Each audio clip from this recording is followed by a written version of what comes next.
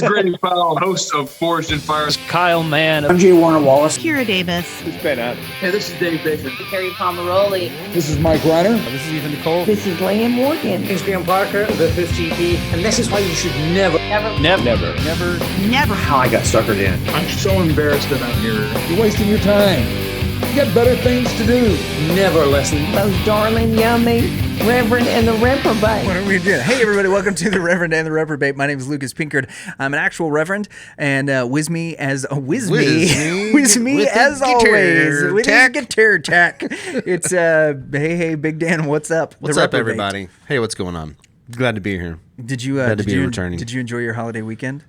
Yeah. Yeah, what'd you do? It was awesome. What'd you do? This is a bear trap here. No, I'm just curious. What'd you do for your holiday weekend? I actually got some rest in between doing things that I had requested not to have been done. My wife's not going to watch this anyways. Your dog's birthday party? Don't plan anything. And she hears, let's have a dog birthday party, and also let's have friends over. But you don't have to be there. You can just go in the other room and play video games. But you don't have to be here. It's okay. And then I do that, and I hear, "Come watch Hamilton with us. We're in the living room." So, in between that, I did get some rest. Well, there you go. Happy, I guess you don't say Happy Memorial Day. Memorial Day is kind of a sad day of remembrance. But it was a sad day for me, too. That's terrible. We do want to shout out, because this is coming out in a follow-up to Memorial Day. Thank you. For all of you who have served in the U.S. Armed Forces, those who are first responders, and our hearts go out to you and the families of those who have fallen, who we got to remember this past week. Today on the show, we have John Scott and David Karns from Bluesman Vintage. Now, Bluesman Vintage does custom guitar work, and they have an entire line of vintage style guitars and basses that they've put out that have all the advantages of new technology and all of the look and feel of the guitars and basses from the 50s and 60s, which are like the most coveted pieces in the world. You know, like in The Hobbit. Oh boy! When Gandalf finds Glamdring. Yeah, the sword. The sword that was made thousands of years ago by elves, and his sword. And it's there is no equal, and all of the goblins are terrified of it. Right. Those are the guitars that they're making. That's exactly right. Yeah, and we became familiar with them because of an experience. We're gonna start the episode. Yeah, because of an experience we had at the guitar show. We talk about that. We talk to them about the guitars that they make. They show us some of their guitars, which are really cool. So if you're listening on audio only, we would really encourage you to go check out the video on YouTube so that you can see some of this stuff. It's unbelievable. And we get them to chat about which deceased guitar player they would most like to make an instrument for. And, maybe if they were to tell a story to aliens to make them sad, which guitar it would involve.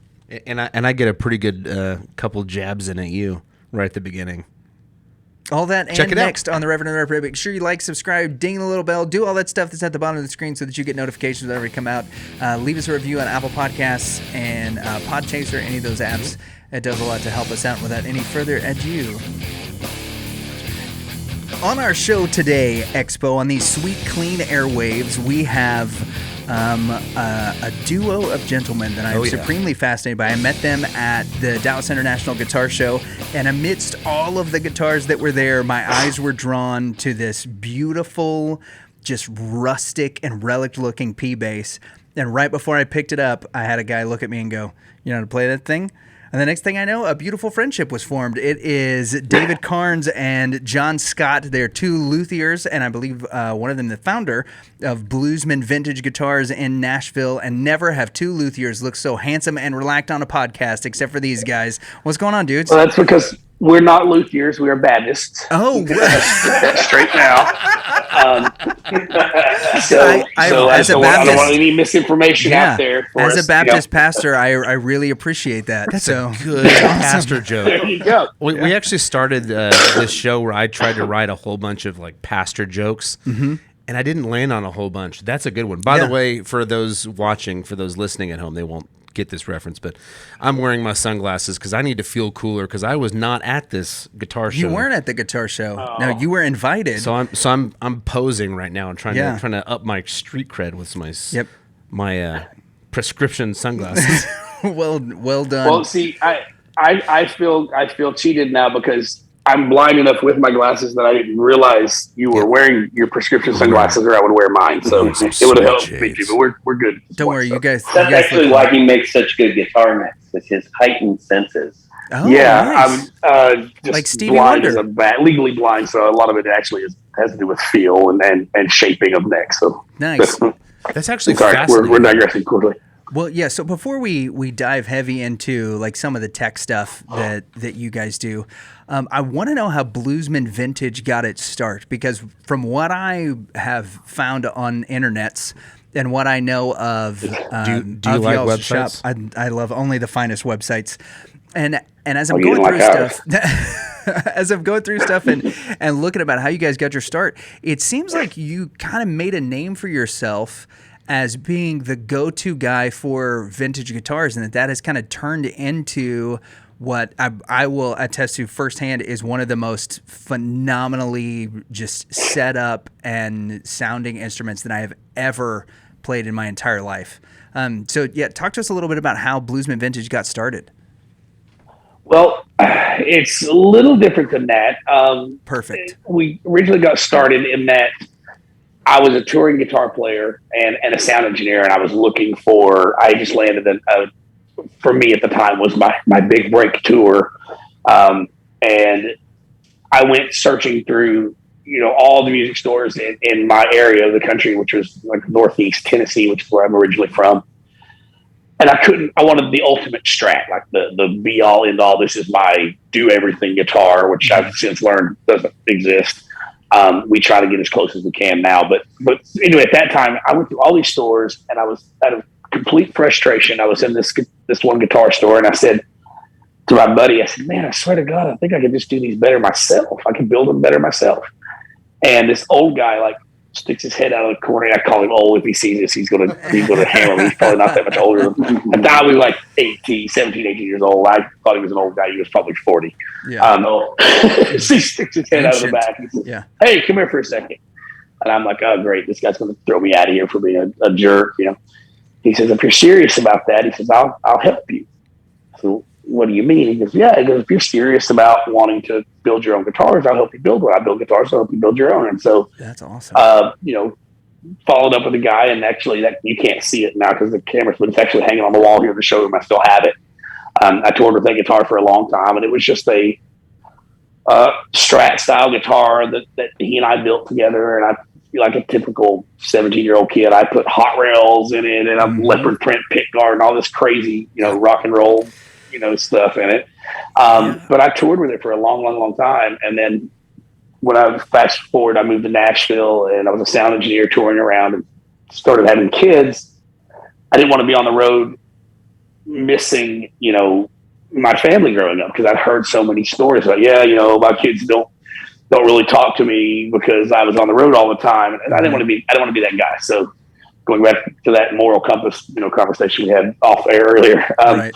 I decided I wanted to, be around for my family. So I started finding other things that I could do, and answered an ad in a Craigslist ad, I think it was, for a guitar shop that needed an apprentice. And I started there and just quickly, I'm always trying to learn something new and a new technique and a new way to do something or a new skill. And so I just picked up a lot of skills quickly at this place and moved into, building my own business out of that, left that place and had built a lot of relationships with customers. And so when I left that shop, actually I wasn't planning on starting my own shop. I left that shop through a whole series of events that, I won't get into that, but I left the shop not knowing what I was going to do. I had a new baby born. I had a wife that was, on maternity leave, and I had no job, and I'm freaking out, not knowing what to do. And then the phone starts ringing, and it was customers from my old shop that I worked at, wanted to know where I was at because they needed things done.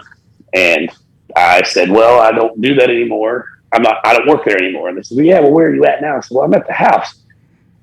Oh, cool. You're setting up a shop at the house? No. sitting on the couch watching TV. I have no idea what I'm going to do. I have no job, no idea. And guys just wouldn't take no for an answer. They started showing up at my house with guitars for me to work on, and it just kind of has evolved from there. That is so awesome. And that's a very short, condensed version, but yeah, it always cracks me up, and I want to stay on topic here with the luthier. Ooh, that's so impressive history. But I do want to take a quick detour and note here we go that Craigslist really got dirty fast, didn't it? Like it used to, you used to be able to do good stuff on Craigslist. You used to find good deals and meet people. And now it's it's Arrest Central. It's a I met 2 of my exes on there. I mean, but I've met some of my best friends on Craigslist and some of my biggest, business contacts and things. So yeah, it used to be awesome, and you could get great deals. And that's kind of in the beginnings of my shop. People started coming, but then it was like I was buying and selling and flipping. It was like that. Flip this guitar show that never had an actual show. I'd buy a guitar and sell it for $200 more, trade it for something else. And it just kept evolving and kept evolving.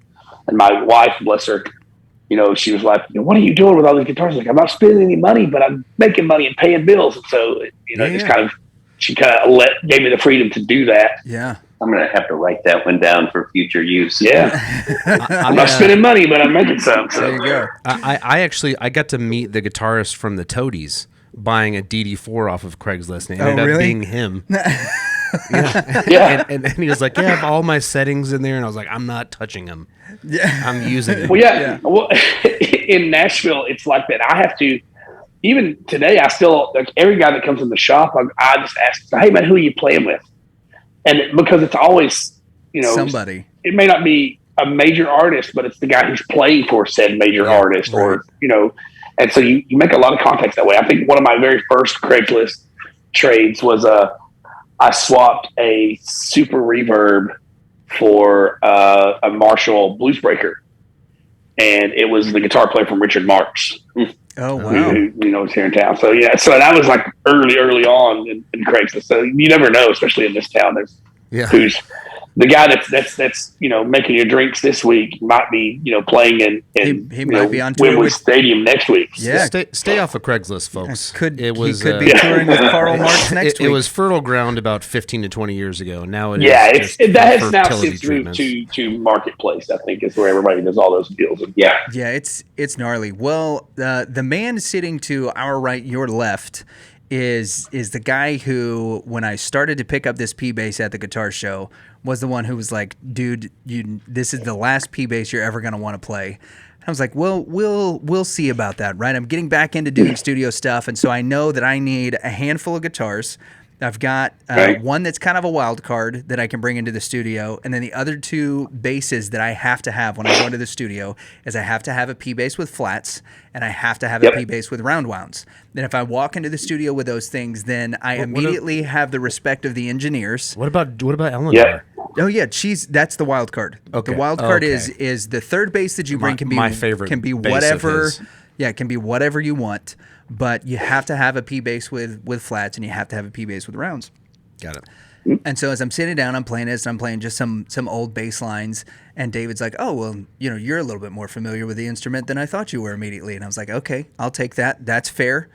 That's fair." I look like the kind of guy. I don't remember saying those things exactly. See, what it was your eyeballs. Your eyeballs said, "Oh, here comes one of those Guitar Center guys that's going to come wank on this bass for the next half hour." Well, Which, to be fair, we were to be fair. Also, look at this. Yeah, like I'm trying to figure out. Yeah, like I look like the guy who's going to try to tap Metallica riffs on the back, and so I was going to say, to be fair, we were also inundated with those guys that whole weekend too. You look like Goodwill's Zakk Wylde. Great. No, it's the wish.com version of Zakk Wylde. He's his own Zakk Wylde card. Yeah, there you go. You look like a poppet Thor. So I sit in the corner. Yeah, well done. So I sit in the corner, and David starts walking me through this space, and we start playing. And then he shows me a couple of your other instruments, man, and they were unbelievable. But then he starts telling me about how he got involved with Bluesman Vintage, and it was really the quality of the instruments that kind of drew him into it. So, David, if you would take a little bit and tell us, the story about how you got involved in Bluesman Vintage and what your background was prior to coming on board. Well, to go quite a ways back, I had a couple lessons with a guy named Joey Canada out of St. Louis before I even moved here. Okay. He ended up moving to Nashville and just played on just tons of #1 hits. So he became kind of the session guy around here and a call guy. And he had posted some videos about Bluesman. So I had him on my checklist. I need to check them out. And then I toured nonstop up until the pandemic, so I never really got around to coming here. I kind of had what I needed at the time. I wasn't really shopping because, like I said, I was just full-time. Mm-hmm. Pandemic hits. I relocate to Spring Hill. I'm like, that's the town Bluesman is in. I had no excuse not to go. So I come in, I check out the basses. I'm blown away. And then they ended up needing a bass teacher. So I got a gig here first before I worked in the back as an instructor. And then I would just, instead of bringing my stuff in, I would pull stuff off the wall because I had an excuse to go play with them during the lesson. And basically that turned into, you guys wouldn't happen to need someone in the shop because I was an airbrush artist. Oh, nice. And that turned into give it a shot on the jig. So I started setting them up. I've been setting up my own instruments for, 20 plus years on the road. And so we just really hit it off and we started hanging out, and he's taught me a ton of tricks and things I didn't know. And I'm using that Erlewine jig and really learned that thing. So that's how we met. Was kind of through necessity and the shutdown of music. And now it's going to take a really good gig to get me out of here. I'm in town. I'm home every night. Yeah. I get to play bass probably more than ever because I get to play them in the shop. And I'm learning more about my trade. So it's a win-win for me. Man, that is awesome. And by the way, the guitars up in the background, those are all Bluesman Vintage? Everyone. Yeah. Everything in here was gorgeous. built here. Started out as a raw lumber tree, and then it went into the building, and then kind of rolls out the other end as a completed instrument. Well, they are so gorgeous, except that they're all bass guitars. Yeah, they're all. Well, that's because the guitar wall is behind the camera. Oh, okay. Yeah, I'm a guitar player. There was a little shade at Lucas over here. Yeah, but no, I'm a guitar guy too. Yeah. So I'll share this with you. When we started this business, we kind of fell into the bass world for. The main reason was I started looking at all the guys that were doing, and I hate the word relic, but doing relic instruments. And nobody really focused on bass players at all, except, there was Custom Shop and Bill Nash did a few here and there, but not many, but nobody really did a pre-CBS style bass. So I was like, well, let's focus on basses and see how that goes. And we discovered that bass players tend to have more money than guitar players. Because they're smart. Mainly because, it's mainly because they don't have things like, their own car to pay for, a girlfriend, or a house. Yeah. Yeah. Or we know how to keep a gig. I have actually kind of noticed the trend that bass players will have a handful of nicer instruments, where guitar guys, a lot of times, we have 500 modified Squires, and I bought this guitar for $100 and I changed the pickups and redid it. We do a lot of that kind of stuff too. And so I do think bass players, I don't want to I hate making blanket statements, but I do see this trending a lot. Bass players will have 3 great instruments and then a handful of project things, but whereas guitar guys, we like to do a lot of tinkering and projects. I've churned through guitars, and Lucas has pretty much kept his. Yeah, I've played the same bass for the last 20 years. Yeah, without. I toured. My first tour ever was with Michael Sweet, and I had the original White Spectre. Was the first beautiful new bass I got, and it's still hanging on my wall. No doubt, because those are phenomenal instruments. What model Spectre was it? The 80s, NS2A actually. Nice. Oh, that's a beautiful instrument, man. But I'll always keep it, so it's exactly what you were saying. Yeah. Yeah, and I've had the opportunity, because I was on kind of the same quest, is that I started off playing on a jazz bass, and I wanted that, I wanted to find the ultimate jazz bass, right? And so I tried. This is the search the search for the ultimate jazz bass is a P bass. But what I was really drawn to whenever I was growing up was I loved rock and roll, but then I heard Sly and the Family Stone for the first time, and this got me on this idea of like there's more that I can do with the bass than just basically play eighth notes.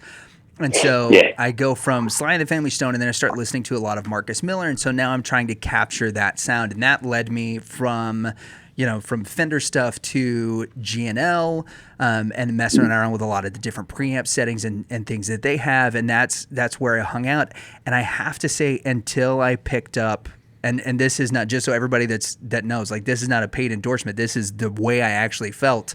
I don't know how many different P basses I played that day, ranging anywhere from $500 to there was a guy who had an original P bass that now we would look at and call it a Telecaster bass that was up in close to the $100,000 range, and I played everything in between them. It wasn't until I sat down with this one that I was like, okay, I love this instrument, because it is, like you said, the best jazz bass is a P bass, because it's really the sound that we're all sort of chasing. And I love it's handmade in the U.S. Yeah, so take us through the journey of how something gets, because when I think of picking up a guitar, it comes out of a box. It's packed in styrofoam, and I know that it is made of wood, and I know that there are things that go into it. There's different tones, kinds of wood, tonal qualities that the wood has, and all of that stuff. What's the process look like from your end, from building an actual guitar? Because I don't think that's a thing that a lot of us know how to do. What's a day in the life of a luthier? Yeah, it's more than just a soldering kit and taking a can of compressed air and turning it upside down so that you can crack the pan. I want to give two versions of this. There was the short version I want to give, which was our pre-COVID day in the life of Bluesman Vintage, and it's what most people are familiar with.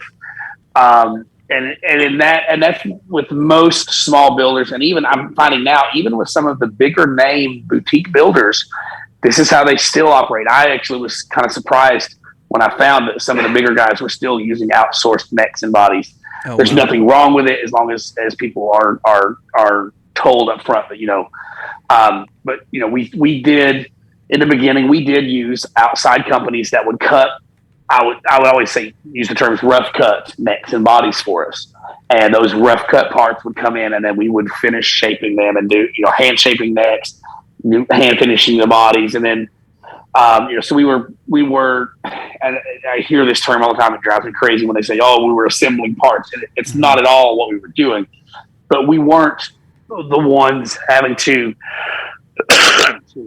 maintain the CNC machinery and having to source lumber. I used to tell everyone at that point, up until COVID, I said, we do every aspect of this guitar build except sharpen saw blades and chase lumber.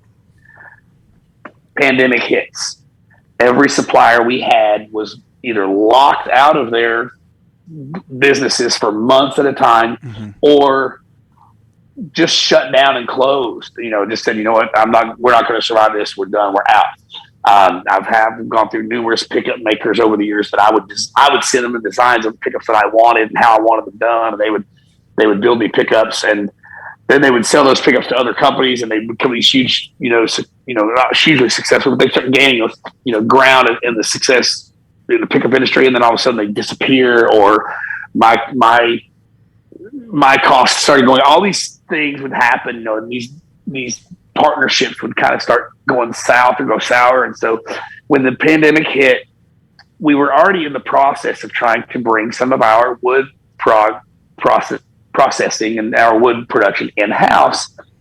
Like, we had already bought a couple of the machines. We had no idea how to run them and things. And so, honestly, no idea, but we get a lot of setup and a lot of learning curve to do.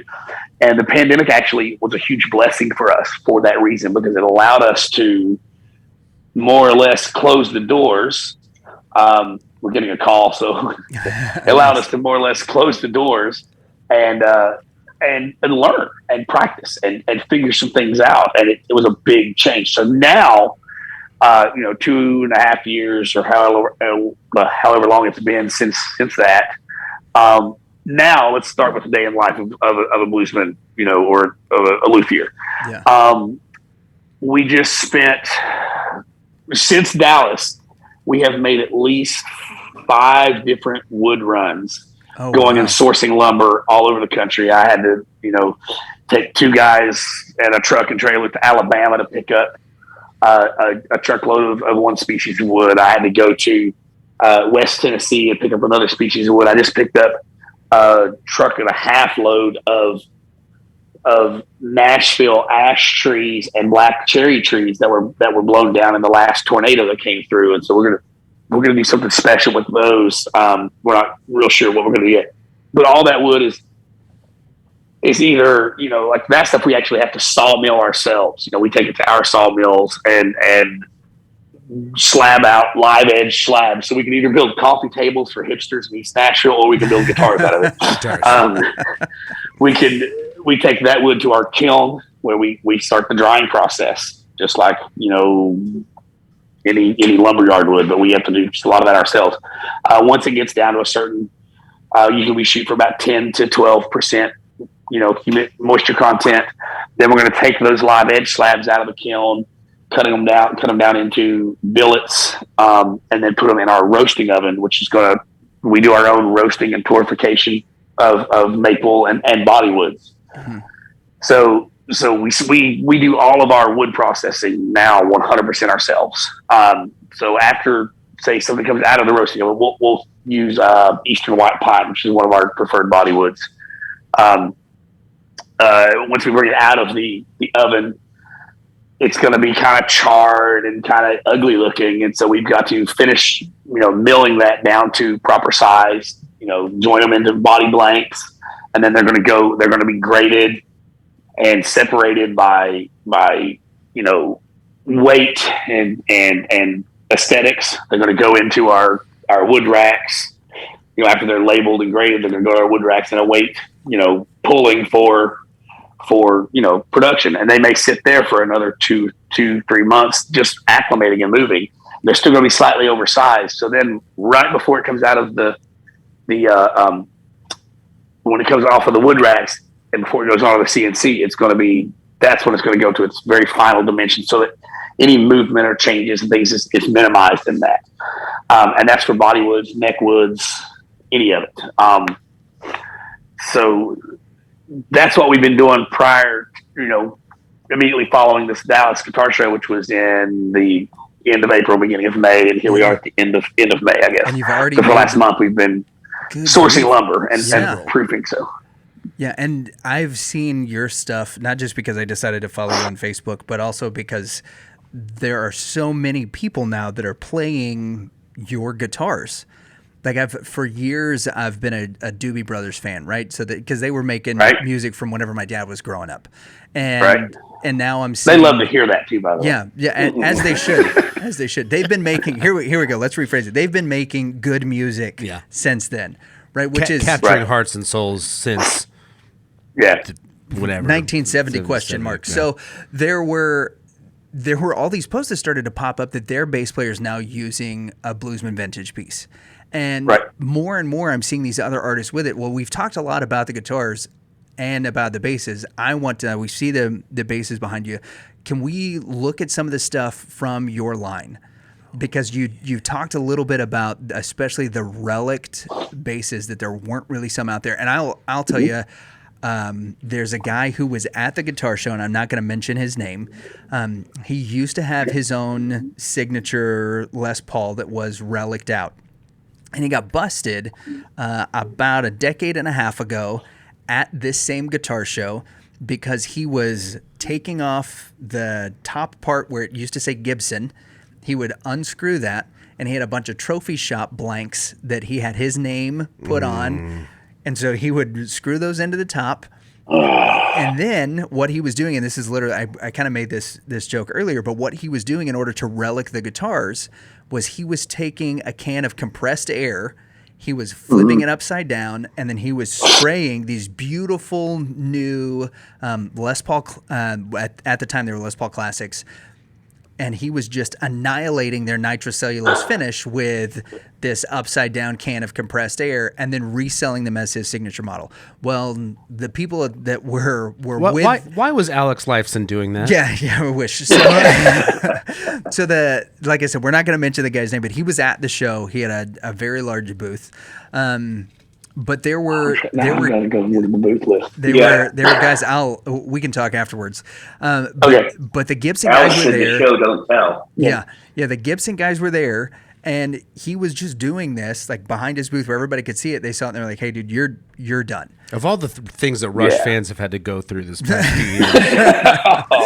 So I'm curious. Like you talk about that. There's no good relic instruments in the bass world. You guys kind of started to fill in that gap. Can you show us some of those and what a good relic instrument looks like? Let me say, let's grab Trey. Let's define. Talk about the relic, because the thing you mentioned, and to be clear, I didn't say there's no good relic instruments in the bass world. I've got a lot of friends that make them, but nobody focused on bass players as much. They'll do one or two here and there, but nobody really catered to the bass players. My personal opinion is that there were no good relic basses. We need to define relic. Yeah. That's the thing. Like, I hate using the word relic because there are so many guys that have done those types of things where it has become. That's so beautiful. Anybody with a bicycle chain and a can of compressed air could call themselves a relic guy. Yeah. I try to build because the word relic has become such a dirty word, I try to use the term, replica or just recreation or just Bluesman Vintage. In all sense of the word, I mean, we are building relics, but there are so many guys that have done just such a poor job of doing that. It has given the whole industry a bad name. What we try to do is try to do things like it was done. We want the guitar to age like it did, like it wasn't artificially aged. Right. So the first thing, and we've done the canned air trick in the past. Mm-hmm. There's ways to do it that yielded a better result than just spraying the guitar. I've seen guys that would do the canned air thing, and they'd flip the can upside down and they'd spray the guitar like boom, boom, and boom, and you would see these like shatter marks. It looked like a rock hits your windshield, and you would see an impact mark and then a spider web from that. And I hated that because that's not how real ones did. Yeah. So actually with this one, I don't know if you can see this or not. This one is the most pronounced. But can you see the checking that's in this? Yes, yep. and the belt rash. And the belt rash. Well, what we have actually done here is we worked with a lacquer manufacturer to develop our own formula of nitrocellulose lacquer. And it is designed back to a formula from 1953. Obviously, we didn't put the lead and all that stuff back in it, but we started there and then kind of worked our way, into the modern age with it. It is designed to do cold checking the way it did on real vintage instruments. And we also took out a lot of the UV inhibitors and things. So this lacquer is going to age at a much more advanced rate than a traditional nitrocellulose lacquer that you can buy today will do. Right. Because they've been trying to stop this process in the lacquer industry for years. I was just very fortunate. There was a gentleman in my shop. His name was Jerry. I'll say that. What's up, Jerry? I know Jerry. Everybody knows Jerry. Yeah, Jerry. So Jerry the lacquer guy. So Jerry is a guitar player and works at a company that makes. I got to talk to him. So what do you do? Because I asked everybody, who are you playing with? He goes, oh no, I make lacquer.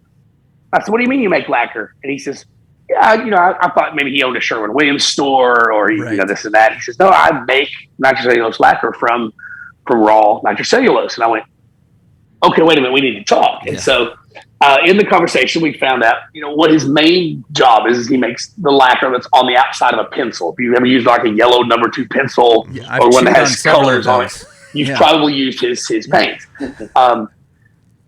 So we worked with him over the course of about 4 or 5 years. He'd send us, we would tell him what we were trying to achieve and how we were trying to, and we would beta test. This didn't work, and that did work, this doesn't work. And we developed this whole process that now has been adopted by a very large guitar manufacturer that I'm not allowed to talk about, but they have a whole department dedicated to, aged instruments, and they're using this product there.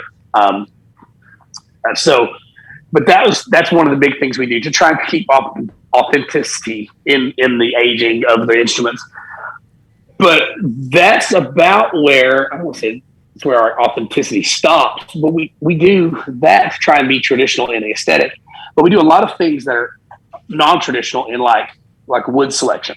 Mm-hmm. I mentioned earlier, Eastern white pine. Yeah, right. That's and that's funny. Now we have a guitar player and a bass player here, so we're going to see.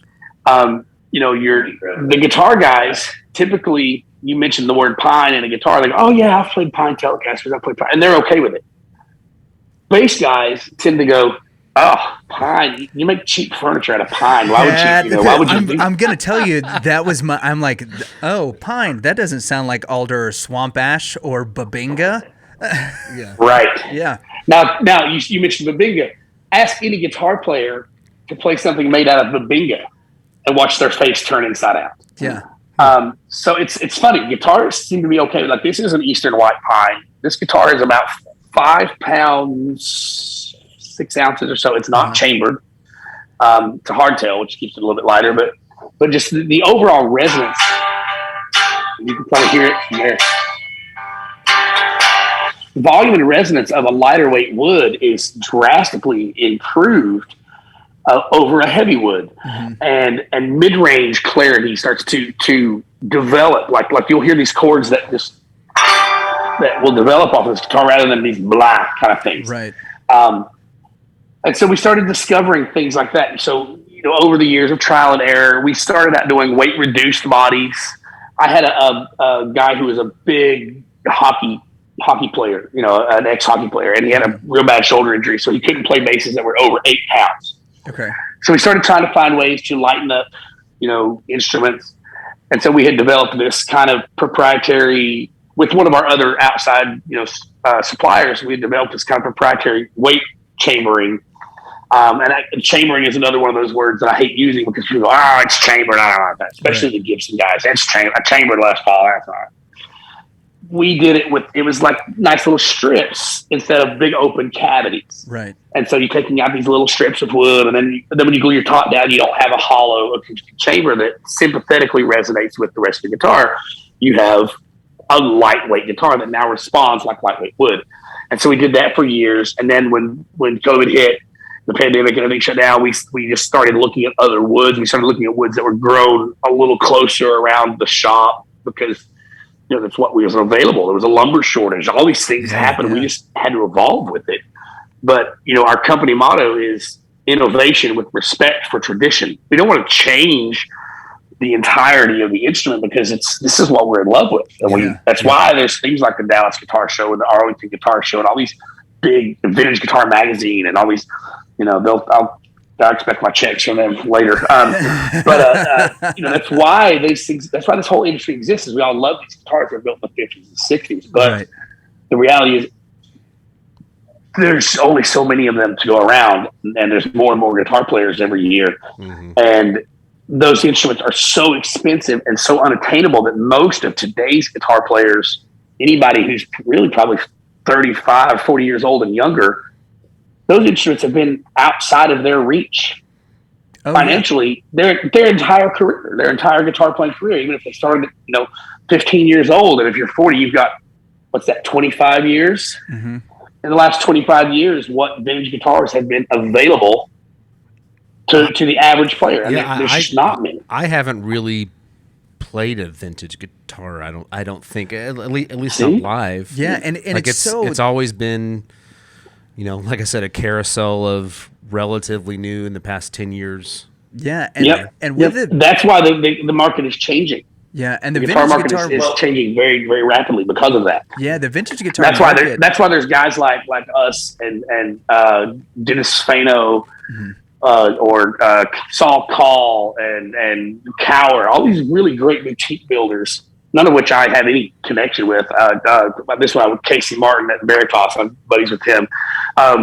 He would be mad if I didn't mention him. But all these great boutique builders are doing so well because there's a whole generation of people that play guitar that have no interest in 59 Les Pauls and 62 Strats. Right. So also from a player's perspective, it's nice to pick up something that looks like that, but also has modern technology that fixes a lot of the problems that a lot of those instruments come with. And that's what drew me to these, because, the way he couples the neck to the body gets rid of the dead spots that pretty much every old Fender I've ever picked up has. So from a player's perspective, that's a big selling point on these.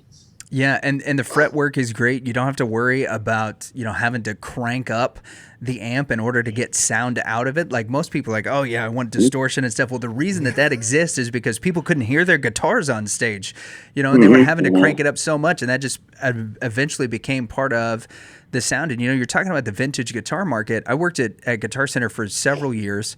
And I benefited from that. That was yeah. I didn't work there. So, but when we got in a vintage piece, there was a whole aura about it, but that aura was limited to just the management because they were the only ones that got to touch it. And then it was only somebody that would come in. And most of the time, I'll say in my experience, I don't know that this is always the case, but in my experience, most of the time we would have these guys that came in with insanely deep pockets and just the talent of a gnat when it came to playing the guitar, but they loved having it in their collection. In my mind, I just pictured the genie from Aladdin. Yeah, that's exactly right. Phenomenal financial powers. Yeah. Yeah, and that's exactly right. Is that we would talk to them about it. We'd be like, so what are you going to do with this? And they're like, oh, it's just I got a case for it in the house. It's going to go up there, and it's just going to be part of the collection. And I'm like, no, this thing is beat up because it got played. It needs to be used, Yeah. But that was not something that they had any intention of doing, and so there was an attitude of defeatism when it came to seeing one of those instruments come in, because you immediately saw it and you were like, some dude is going to buy that's never going to play it. And now all of a sudden it's like, wow, that's a $300 piece of depression that we're all just going to be walking by until the right guy comes in and gets it, because we're not allowed to touch it and nobody's ever going to play it right. Well, that brings me back to something you said earlier when you're talking about, you said you seemed like we were the guys to go to for vintage guitars, and then we evolved into this replica thing. So we've been insanely fortunate to have really good friends that worked in the vintage guitar industry, and we've done a lot of those shows and see those guitars all the time. These insanely expensive collector's guitars, rock and roll memorabilia pieces. There's a lot of pictures and things of my showroom. When we first opened in this building, we had a very large collection that we were consigning. Actually, we weren't even consigning it. One of our friends was consigning it here, and that was what was in the showroom, and then we were building things in the back. And so that's probably where that confusion. Yeah, these are the go-to guys for vintage guitars, and we were, but it wasn't because we were just guitar building, right? Or guitar dealing, vintage guitar guys. But we were fortunate to have all of those at our fingertips to feel things like neck shapes and being able to study those real ones and find out what made them great, what made the not good ones not great, what made the fantastic ones what they were. And so I tell everybody this all the time. There's no such thing as magic that's another example of the check is going to show some stuff while you're talking. That's one of the things that I talk about. I tell people there's no such thing as magic when it comes to building a great guitar. The difference between a good guitar and a great guitar is all the little details. And I guess the magic kind of comes in if the people building the guitars know those details, we can replicate those over and over and over. So we found that the best playing ones had this shape of neck, and then the best mid-range ones had the ones with the best mid-range had this type of weight or this type of feel. And then we would get these. This is kind of a good example that we would get these vintage guitars in that were modified. They were fantastic, kind of like a '60s Strat, but somebody put a humbucker in the neck, and it had a bigger, chunkier neck, and we would find all these things that made up these little details, and the ones with the best neck pockets resonated the best. The ones with the stiffest necks, and all these things. And so now we've tried to find and create ways to control those variables. Oh, the color up top. But it's not all necessarily. That's the one I've been looking at the entire time. I actually have a video that I want to put out here pretty soon. We got a film where and let me tell you the title of it, and I want to hear your reaction. Okay. I'm going to title this video that "Wood Species Does Not Affect Guitar Tone." And I have a feeling the internet's going to lose its mind. Yeah, that's not what I've heard. I'm already commenting liar. Okay. Here's what I'm going to say. It's not wood species that affects the guitar tone. It's the wood's weight and density that will affect electric guitar tone. Okay, let's not bring chemistry and physics into this, sir. I'm going to break it down in hillbilly terms, okay? Perfect. Explain it to me in terms of lemonade stands. And Bud Lights. It's not the species, it's the weight and density that does it. Because if wood species is what affected it, a lightweight swamp ash guitar and a heavy northern ash guitar would sound the same because it's the same species of tree. But they have two completely different weights and densities due to where they grew geographically. Look, two different mamas sit in the kitchen making grilled cheeses. They might look different, but they sound the same. Let me just tell you, it's hard for me to trust a guy that's got two first names. The reason I want to put this out there is like this. Because there are so many wood species that yield fantastic, tonal results that aren't ash and alder. It's not the stuff that we've been spoon-fed our entire lives by the big companies and their marketing departments. Yeah. There's a whole, theory that I hear all the time in regards to Les Pauls, is that mass and brass will give you. Everybody wanted these heavy, back-breaking Les Pauls with brass nuts and brass saddles because they thought that would give you better sustain.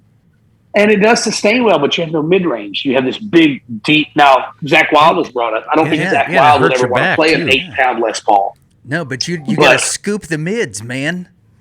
Yeah, you scoop all those mids out. But you realize guitars and 80% of bass is mids. Yeah. You're not really, especially when you're dealing with a Fender style or we'll call it a bolt-on style.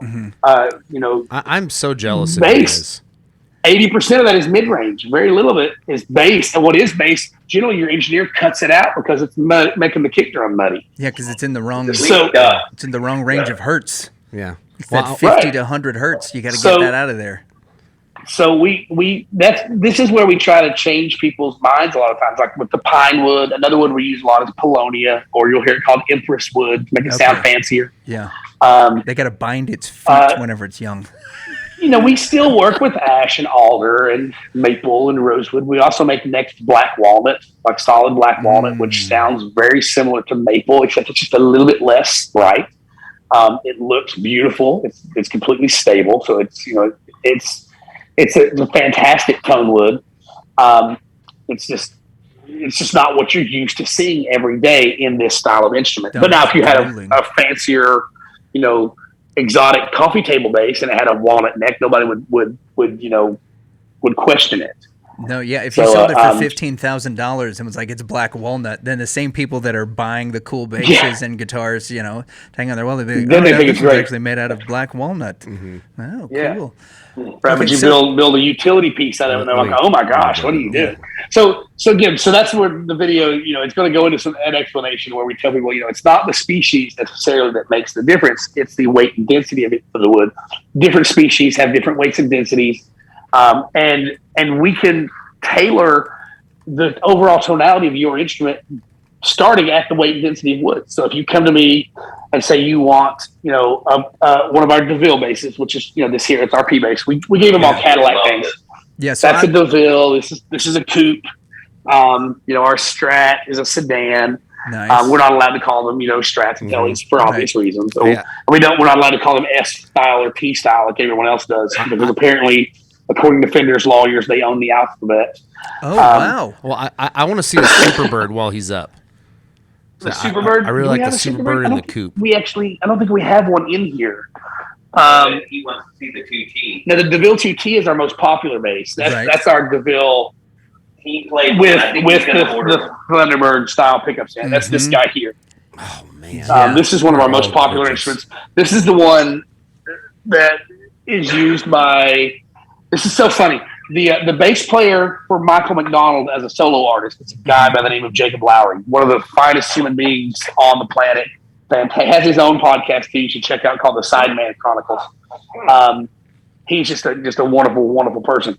But he plays this style bass all the time. It's his number one axe. I think he's got like 3 of them now. Wow. Getting a couple more soon.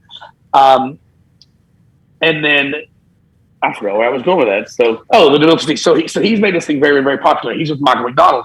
Well, when Michael McDonald decided to go back out with the Doobie Brothers, John Callan, who's also a wonderful human being, comes in and wants to get a really lightweight bass to replace his beloved Whitey bass, which Whitey is a 62 jazz that he has had since 75, I think it is. And he's played that bass on just everything. I mean, it's in the bass world, it's a very well-known bass. It's got all these autographs on it. It's completely whipped. If you're not familiar with it, look up John Callan Whitey, do an image search. You'll see tons of pictures of this thing. But John was having a neck surgery, and he wanted something that was going to be a little bit lighter. Now, this jazz is like the pinnacle jazz. It's got the thinnest, fastest neck. I mean, it's amazing. But he ended up getting one of our P basses, for some other stuff. But then he goes, for the Doobie Brothers tour, I really want to get one of these. And I got tickled. I said, man, that's so funny, because the guy who's been playing with Michael for the last 3 years on all the Michael McDonald stuff is playing this bass. And now that Michael is going back to the Doobie Brothers, this is the bass, same bass is going to hold down all the low end for it. So I thought it was great. Well, but this is our most popular one. I've got one on. Followed real closely behind our regular DeVille.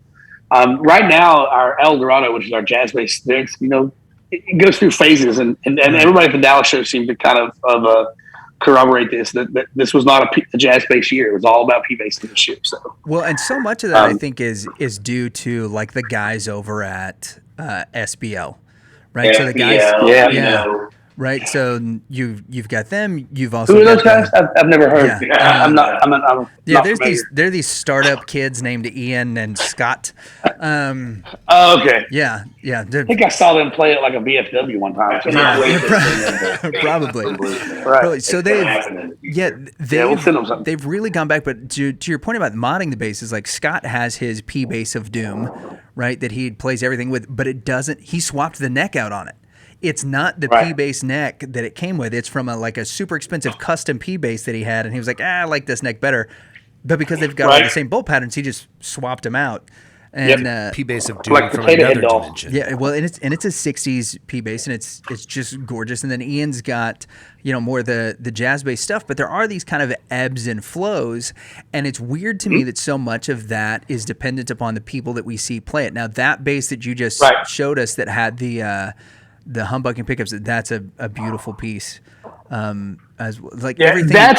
Everything that you guys bring up makes me want to stop talking and just stare at this screen. That's what I was saying. I'm jealous of them that the whole interview they get to swap out guitars and just constantly play them. It makes me want to do it, but my bass is 13 pounds. Yeah. So it's not as easy to just lug around. We can get you 3 in that range. That would be perfect. If we sold them by the pound, we'd go broke. But in fact, I've got all these really great pictures. Jay Demarcus is another one of our artists. He plays, the guy from Rascal Flatts. Mm-hmm. He has 11 of our basses out on the road. Good grief. And he always turns around at the end of a song when it's time for a bass change. He doesn't have the tech walk out on stage. He just turns and throws his bass through the air, 15 feet in the air across everything. Good. And the tech has to catch it. And we joked with him, and I said, man, he likes our basses so much because he gets better hang time, because they're all we try to shoot for the magic window for us on basses is between 6.5 and 8 pounds. Like the other day I sold the Tony Lucido came and picked up another bass to go out with Ann Wilson. It's another one of our 2T models. He has 2 of them now. He played it. It was the brown. Oh yeah, the brown, really? the mahogany one. Tony Lucido picked that up. Yeah, Tony Lucido grabbed that for the Ann Wilson tour. Tony, you literally played. I was laughing. I said, "This is a really heavy one." I wasn't real thrilled about it. I said, "It's beautiful and it sounds great." I said, "It's kind of heavy." And I went and weighed it. It was 8 pounds on the nose. Mm-hmm. And I was like, "He goes, that's not heavy. That's heavy. A pound lighter. That's a pound lighter than a typical lightweight bass." Yeah. And so I was like, "Oh, well, in that case, we're good then." So, but even in that instance, he didn't dig the black walnut neck. So we went to the back and we found a maple and rosewood neck that he liked better. So we swapped that. So that's one of the beauties of Bluesman is that I tell people, we want to build you the bass you want, not the bass you're going to settle for. Yeah. Or guitar for that matter. Because guitar buying has always been a settle for scenario. You go to say the Dallas show or numerous guitar centers or wherever it is you're heading to, and Mars Music. You play 100 different guitars, and you narrow that down. You finally get down to 3. One of them looks really awesome and plays really good, but doesn't sound that great. One of them, plays really or sounds really good, doesn't play that great. And then one of them, looks good and sounds good, or sounds good and plays good, but it's like Pink Sparkle with a Hello Kitty pickguard or something stupid like that. You're always having to settle for an instrument. So you settle on one and you go, okay, well, this guitar's going to be great, but I need to get a better pickup. I need to have the frets fixed. I need to do this. And that's what guitar buying has always been. That doesn't make sense to me. I'm a broke, hillbilly guy from East Tennessee. If I'm going to spend this kind of money on an instrument, I think it should be right. And it should have service behind it. So we lifetime guarantee our instruments. And even for setups, if you want to drive it in and have us tweak the truss rod, it's totally free. But we want to build you the instrument that you actually want. So I'll tell people when it's their first time in my shop, before they leave, I'll say, man, it's really great meeting you. I'm really glad you didn't buy a guitar today. And they look at me like I'm crazy. I said, because I don't want you to buy a guitar on an impulse. Yeah. I want you to come in and see what we do, and let me show you around and show you all the options that are available to you. And then I want you to go home and think about it. And when you lay down to sleep at night, you can't stop thinking about Bluesman and what can we build a jazz bass with a P bass neck and a Music Man bridge pickup and blocks and binding and a matching headstock and reverse tuner. Yes. Then can you turn build that into your a dream guitar? bass. What's that? Then can you turn that into a guitar? Yeah. Yes, absolutely. Oh, I actually took a couple You guys of can guitars. do I everything. like. What guitars do you like? What's your thing? Yeah, what did you think? Well, it was funny that you mentioned, leaving a guitar show with a guitar you kind of settle for. That happened to me. I left with the Paul Reed Smith I was pretty psyched about, and I sold it at probably a couple. We can bleep that out later. Yeah. Yeah. No, it's our opinions about PRS. Like they are beautiful. Oh yeah. They feel great. And I'm talking about this specific one. Right. And they sound really good, but they don't have, there's this 4-letter word, starts with S. They don't have a soul.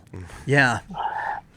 There are a lot of we won't make you comment on that. Companies out there. Some people I'm friends with where their guitar is not greater than the sum of its parts. Yeah. Yeah. And I hate that because on paper the guitar is amazing, and when you play it, it's just there's something else. Paul Reed Smith, I'm going to derail you real quick. Yeah. Since you said that about your opinion on PRS, I share a very, very similar view. I have a really deep admiration for the man and for what he's done in the guitar world, because he took something that was completely different from anything else available at the time and made the industry accept it, which is really hard to do. Yeah, and it's Henry Jesquith couldn't do it at Gibson. Yeah. And so he's created his own branch of, used to just be Fender, are you a Fender guy, you're a Gibson guy. Now are you a Fender guy, Gibson guy, or PRS guy? And they don't cross over. Fender and Gibson guys can switch back and forth. Mm-hmm. PRS guys stay in their lane. Yep. They're a hybrid between the two. And he's done a wonderful job of that, and they're very consistent.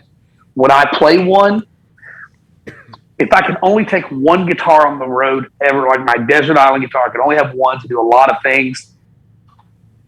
Maybe.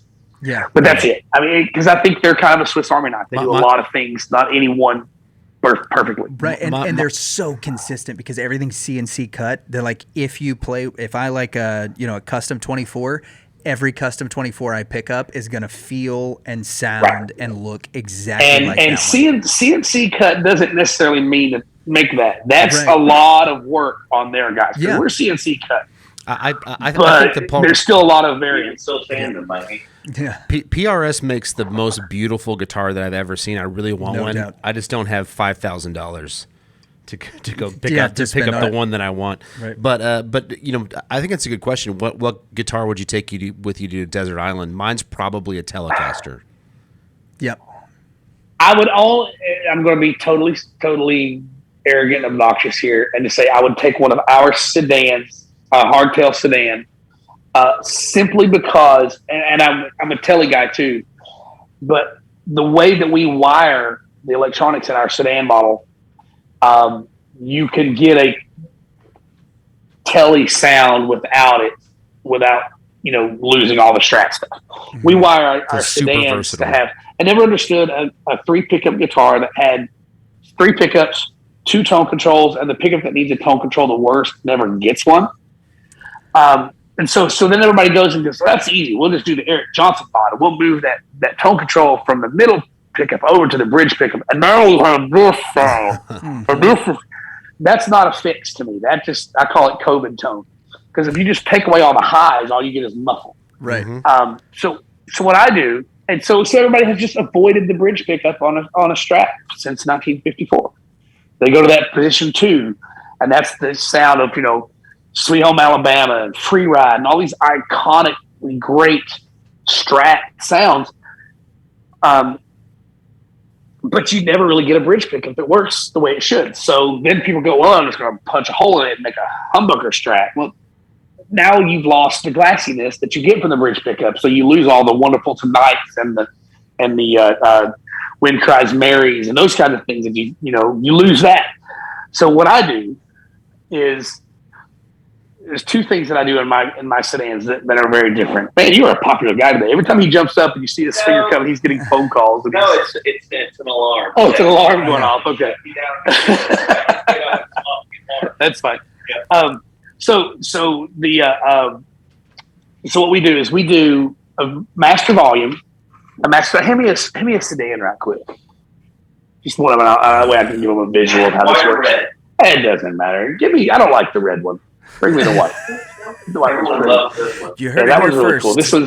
John doesn't like the red ones. Yeah. Well, this particular red one, I'm not going to put it on camera. It's not the guitar. It's the customer that it's for that has given it a bad cloud for me. So we're going to talk about this one instead. That neck. The guitar itself, the red one is great. Yeah, that's. If somebody wants to see it, I'll make them a great deal on it. This one is cool. It's a I don't know if you can see it on the camera, but it's a pearl, it's a white pearl with chameleon in it. It goes like pinks and blues and reds when you move it around. But so what is the neck? This is one of the few pretty ones that we've done. See that? This is actually a black walnut neck. Ooh. So if you want to see what a fully black walnut neck looks like, that is gorgeous. It's cool. I've never played that. I don't know anybody else that does that, and maybe we're going to find out that in 6 years or something, they're going to go, those all just imploded on themselves and fell apart, and I'll be replacing necks. But I haven't had any problems yet. So anyway, back to our electronics, and I'll chase rabbits all day.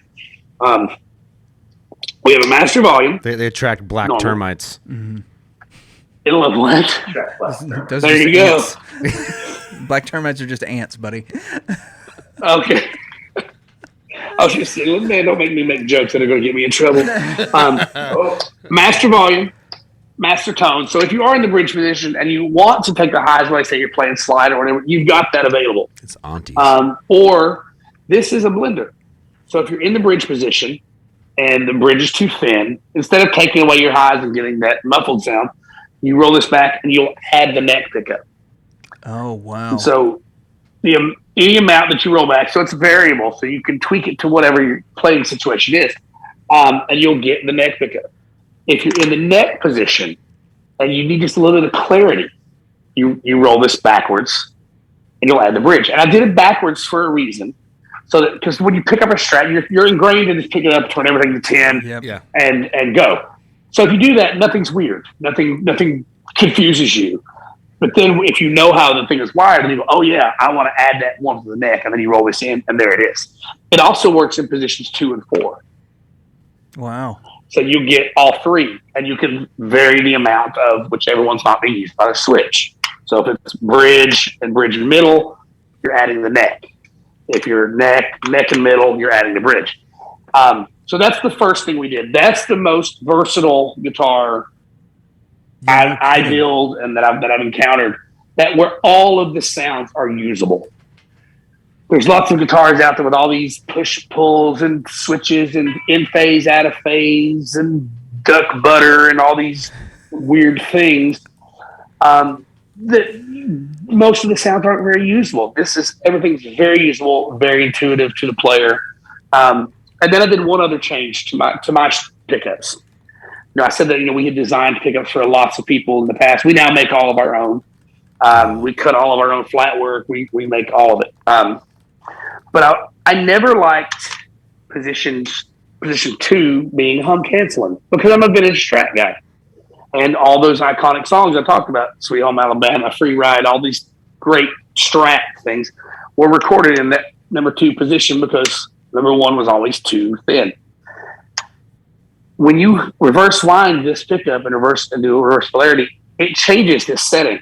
It's different. It's not the same quacky Strat that you hear on the record. So I didn't like that.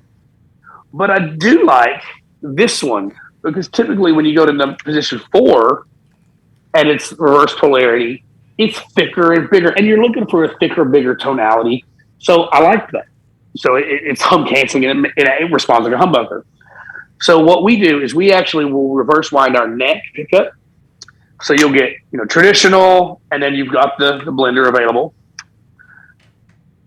This is non-hum canceling, so you get the classic Strat sound. Middle position is traditional.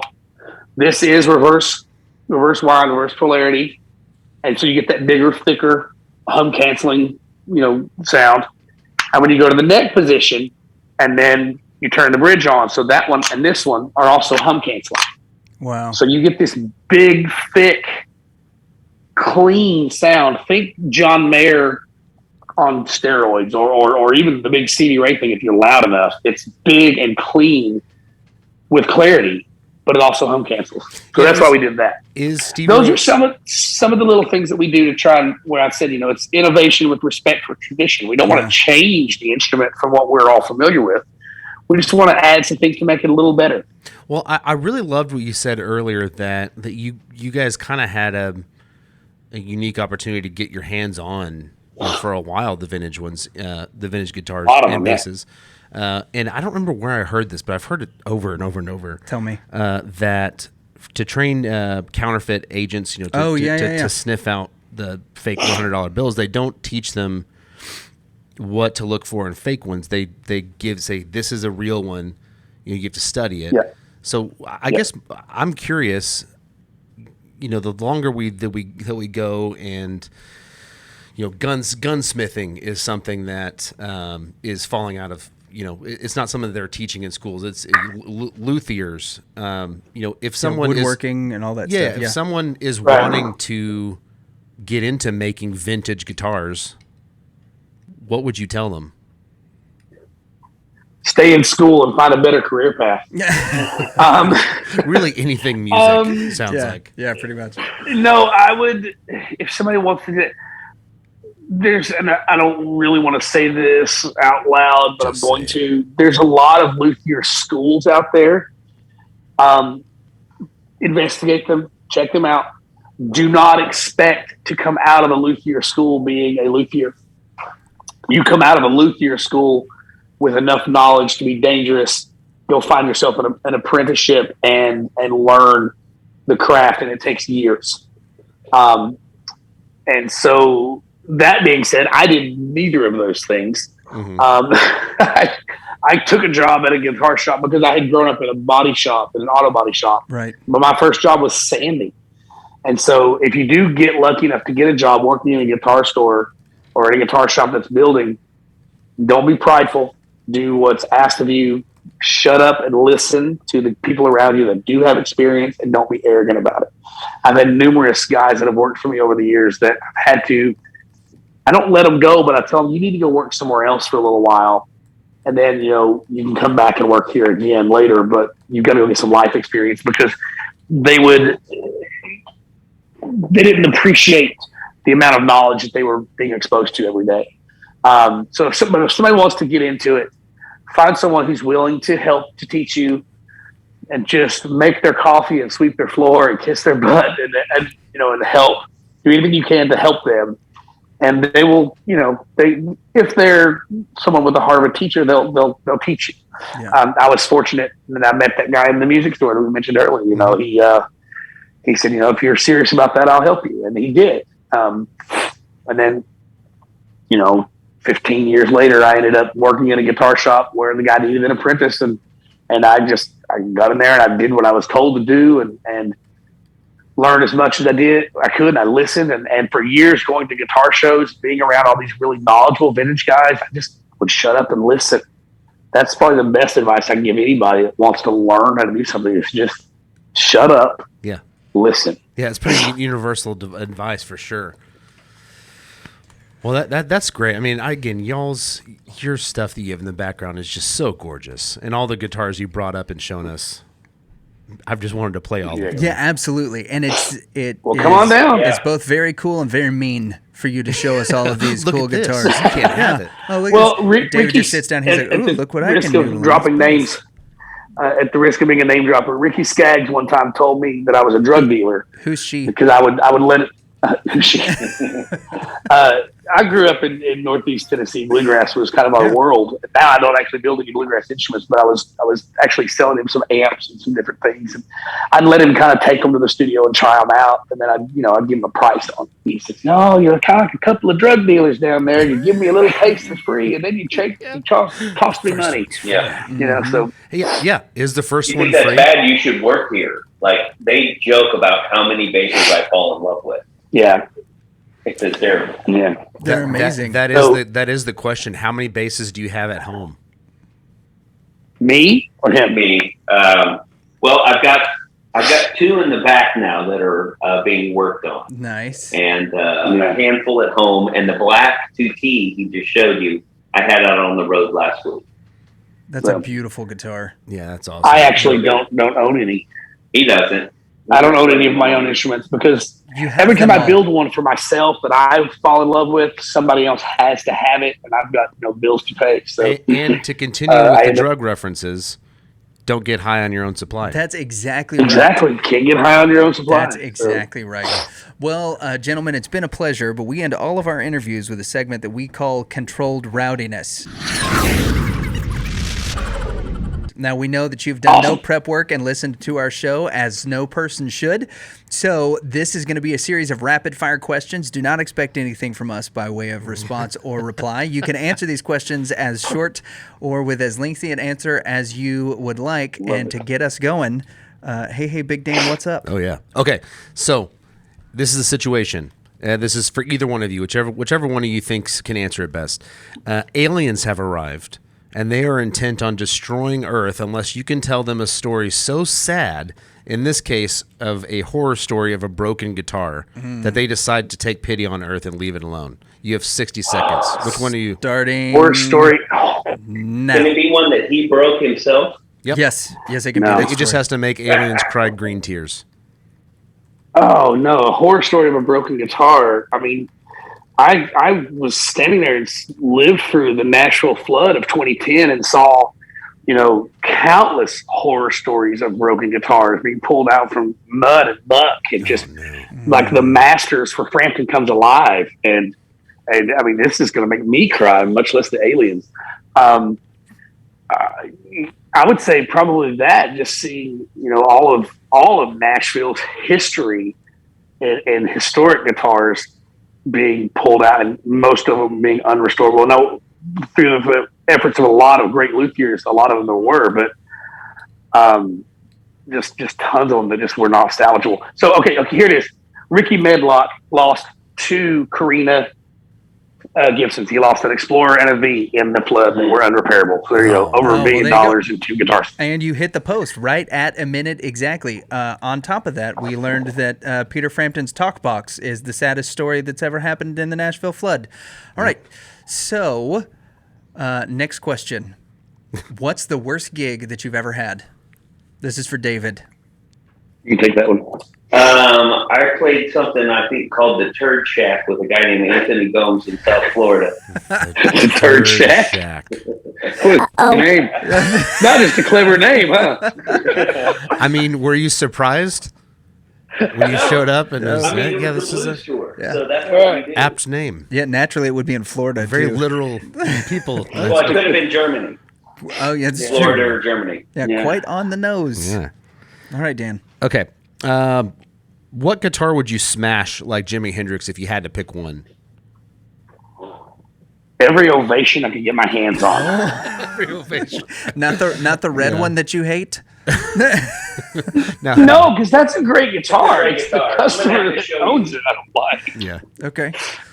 How hard was it? You mentioned that you, John, earlier, you mentioned that you had to be humble whenever you were a luthier's apprentice. How difficult was it to not be arrogant and still be a guitar player? Impossible. Oh, it's easy for me. I suck as a guitar player.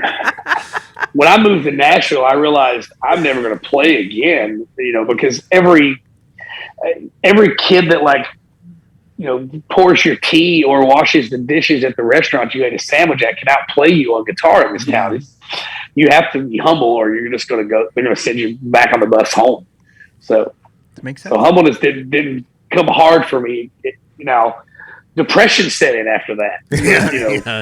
Humbleness is good. That's a different question. Yeah. Two things Nashville has an abundance of: guitars and Xanax. Okay, I'm stealing this question from Lucas. It's too good. What Monty Python themed pedal would you make, and what does it do? Oh, okay. Well, hang on. Question. Thank you. You have one. We don't have a Monty Python theme. We have 3 Spinal Tap pedals. So I know. But there's already been a Holy Grail. Right. So I would either do the Dead Parrot, the Black Knight, or the Ministry of Silly Walks. Okay. And it would be Killer Rabbit. Yeah, that would be a good one. Inquisition. But we already have our pedal line that we kind of discontinued, and we may revive if the Kemper ever loses traction. We have a Stonehenge. Mm-hmm. We have a Love Pump. Right. Try your licks on the Love Pump. Yep. We have the Liger, which is pretty much our favorite animal. Right. I would make a lead pedal that says, "We are the knights that say, look at me, look at me, look at me." There you go. Well, what? We have the Farva Fuzz. Yeah. Super Trooper. I've seen that. Yeah. And then we have one that we never finished, which was going to be called the Go to 11. Oh, very Spinal cool. Tap. So we've got a lot of we have a whole list of design concepts of other pedals that really we came up with a clever name, and then we got to build a pedal around that. So we should do a Monty Python theme something. Yeah. What is an effect that you always expect the least? Like in a song, you go, I wasn't expecting that.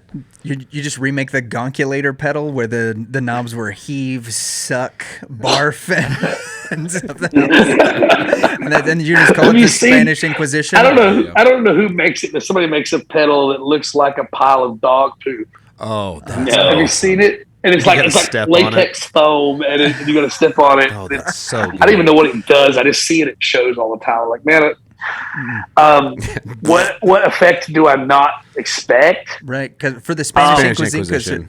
Yeah. Oh, the Spanish Inquisition. Yeah. Right, the most unexpected pedal.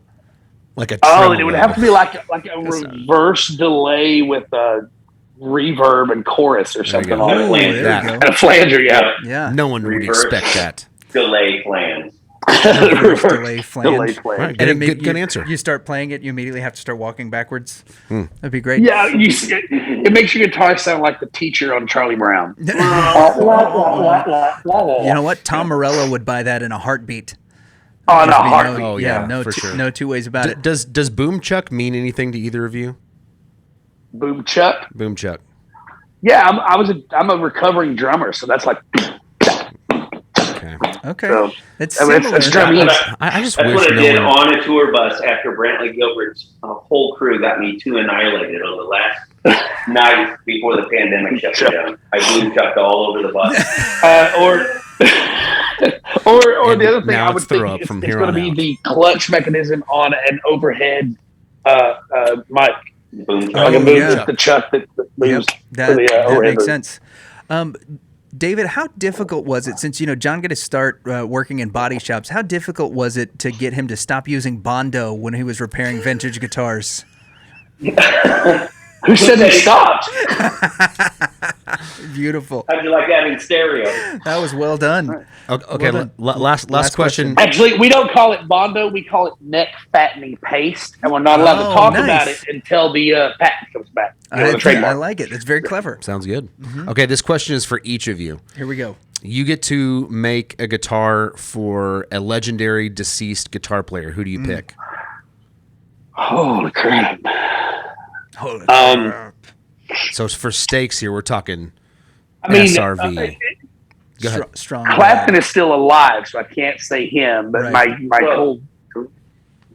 Oh, don't. Oh, he said career. I said Clapton is still alive, and he goes, wait, career? Yes. The person. Yes. I still understood the question. Yeah. Oh, that's fantastic. Wonderful shape. And that's what bassists do. It probably would be Stevie Ray, just because I'm a huge Bluesman Vintage. We were a big blues fan. So for deceased, I have come very close to that. I built a guitar for a gentleman named Bart Walker, who, whenever Double Trouble does a reunion, Bart is the guy who fills in. Generally, is the guy who fills in for Stevie Ray. So I've come close to that. Cool. Yep. I saw Jimmy a couple months back in Austin. Jimi Hendrix? Oh, Vaughn. Yeah, Vaughn. If you saw Hendrix a couple of months back in Austin, that would have been an event to remember. It's over.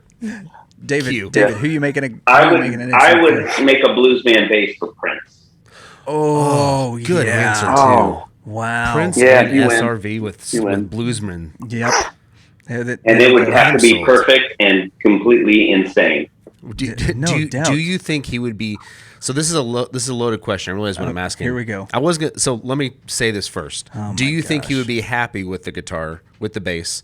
Not saying that the guitars that you guys have are not up to spec, but with how, what's a good word here? Tall? Notoriously difficult and persnickety he was. That's why I picked him. Yeah, it would be a great challenge. Good answer. And I feel like we could do it. I think we can do it. Yeah, we've got some guys that are really persnickety. I'm one of them. Yeah. I love it. That's a great answer. Guy, so yeah. I like to think I could. We nicknamed him Fancy Like. I'm Fancy Like. Well, I like hummus. That's disgusting. I'm fancy also. Yeah. I brought a French press to my first day of work a couple days ago. I have one in the bathroom right now. Yeah, my wife wants to make my own. You say I don't know what he's doing with a French press in the bathroom, but just make sure it's on your own time. I'm making a sad guitar story. Guys, thank you so much for being on the show. Tell our audience where it is that they can find you all online if they want to follow Bluesman Vintage. Check us out any of the social media. Well, I won't say check any of the out social the media. website. Check out the website. That's the famous quote from our front desk guy. Anytime somebody calls, they're like, "They can got all this information on the website." The website is bluesmanvintage.com. Fairly easy. We do most of our social media stuff through Instagram, and some of it's on Facebook, but most of it's Instagram. We are about to start making more effort for our YouTube. Our really sad and pathetic little YouTube page. But we're going to be putting more on there. But most of it's going to be on Instagram and on our website, or just pick up a phone. We're kind of old school. If you want to talk about guitars, come by the shop. Tacos are on me. We got a killer little taco place next door. Nice. Or just call me. I love to talk about gear all day long. So, just pick up the phone, call the shop, and say, hey, I want to talk to that Hillbilly guy that builds guitars, and I'll be glad to chat with you. And we don't even have to talk about my guitars. We can talk about, whatever you got.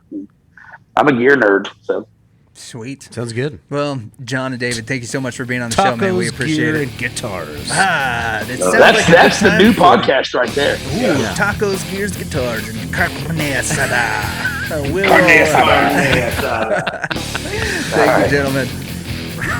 Bluesman freaking Vintage. Yes. Okay, so that was... I know for our audio listeners, there are some things in there where you're just going to hear like click and this does this and click and this does this. You got to check out the video for this particular episode because it's absolutely phenomenal. There's a never-ending parade of beautiful guitars and basses. Mm-hmm. Yeah, that the entire time. Not all of our video are, you can get some of the. How do I say that? You can get some of the same stuff with the audio and the video. Right. Our set looks great. If I may say so myself, it does. You may. But this is one that go check the video. Yeah, out. you need to see the videos for some of this stuff. The guys, John and David both, were really, really generous with their time. We actually got to talk to them quite a bit off air, which was a lot of fun. They're super sweet dudes. But I will tell you, and Danley can attest to this, I have had one bass.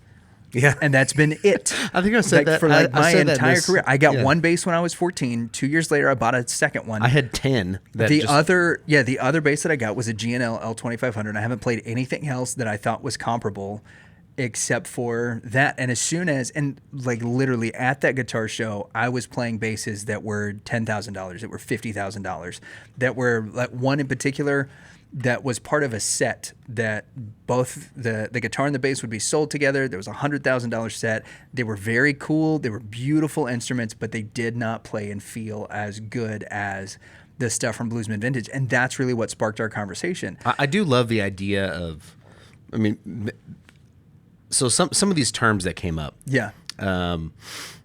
Relic. Yeah. Relicking a guitar is a verb. Mm-hmm. I see these guitars and I go, who beat up that guitar? Right. I tend to like the pristine, but I do understand after having the conversation with them that how rare, especially the further we go along, that there are vintage guitars that you can find. Yeah. It's going to be really rare. And then how guitar, Luthering. What's the verb there? Luthering? Yeah, Luthiering, whatever. Yeah. Making guitars. Guitar builder. How it has changed, and there is a tried and true old style. Yeah. That you have to really have experience to build it again, and how valuable that is. Oh, no doubt. And the guitars themselves are just, like I keep using superlatives because that's what they are, but they really are works of art. And you can see that in the video, especially that orange guitar that he brought up at the end, the orange body, the stuff that you can pull aside, because they were right. There's a lot of things that happen in guitars that you just can't replicate in the traditional styles of, and literally, and dude, we did it to I don't know how many instruments whenever I worked at Guitar Center that were like junk, or like the neck came in snapped or whatever, and so we knew we were going to throw it away. That we would just take a can of compressed air, we'd turn it upside down, and that was what a lot of people did to relic it. And there are some ways where, like John was talking about, that works. What they're doing is unreal. Were any of the guitars? The guitars? The guys. Any of them guitars?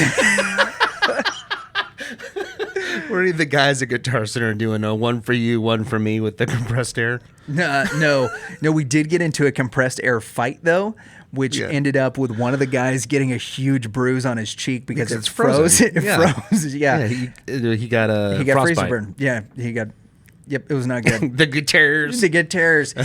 So great. Thanks very much to John and David for giving us their time. Make sure that you check out all the links in the show notes. There's a ton of stuff to check out with Bluesman Vintage. You can look at all of the guitars that they sell, as well as their stuff that's upcoming, the list of the artists that are playing Bluesman Vintage guitars, some of their really cool pedals that they've got. And he said they've got a few left in stock, but it's not something that they're able to replenish right now. So get them while they last, kind of a deal. And then check them out on Instagram. Also, you can follow David on his personal Instagram page and look at some of the artists that he's playing with, as well as the stuff he's doing with Bluesman Vintage. Dan, anything you got before we close this out? No, it was awesome. I can't wait to get up there and meet all of these. I mean, they apparently are arming the entire musician force in Nashville, which is the music capital of the world. Yep. And it's all Bluesman Vintage stuff. They said around 300 albums this year. Of the top 10. Yeah. Did I hear that correctly? Yep. Ridiculous. Absolutely. Save insane. some for everyone else, guys. Or don't, and just save some for us. Keep taking over. There you go. Thank you guys for listening. Y'all have good Get Give, and we'll see you next week. Hey guys, I'm John Scott. I'm David Karns. And you have been listening to the Reverend and the Reprobate at your own risk. Yeah, we're actually one of the reasons you should never listen to it. Yeah, don't. So, yeah, your parents warned you. Just in it now.